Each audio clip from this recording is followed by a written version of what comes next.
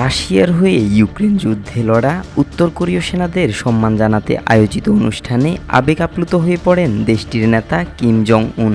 নিহত সেনাদের সন্তানদের জড়িয়ে ধরে তিনি অশ্রুসজল হয়ে পড়েন।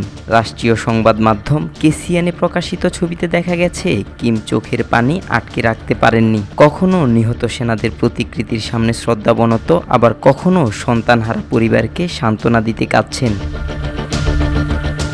অনুষ্ঠানে কিম যুদ্ধফেরত সেনাদের পদক পরিয়ে দেন এবং নিহত সেনাদের পরিবারের সঙ্গে ভোজ সভায় যোগ দেন। তিনি বলেন, বিদেশের মাটিতে লড়াই আমাদের সেনাদের অদম্য মানসিকতা ও বীরত্ব প্রমাণ করেছে। কুরস্ক মুক্তির লড়াই আমাদের বীরদের আত্মত্যাগের সাক্ষ্য। কিমের এই প্রকাশ্য কান্না উত্তর কোরিয়ার রাষ্ট্রনায়কত্বের বিরল ঘটনা। বিশ্লেষকদের মতে এই আচরণ কেবল নিহত সেনাদের প্রতি শ্রদ্ধা নয়, বরং সেনাদের মনোবল বৃদ্ধিরও কৌশল।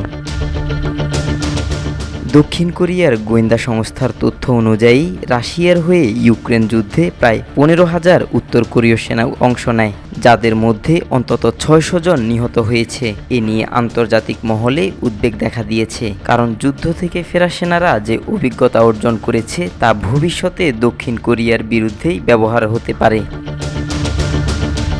রাশিয়ার প্রেসিডেন্ট ভ্লাদিমির পুতিনও সম্প্রতি কিমকে পাঠানো এক চিঠিতে উত্তর কোরীয় সেনাদের বীরত্বপূর্ণ আখ্যা দেন এবং সোভিয়েত কোরীয় ঐতিহাসিক বন্ধুত্বের কথা স্মরণ করেন। আব্দুল্লাহ আল নোমান, আজকাল।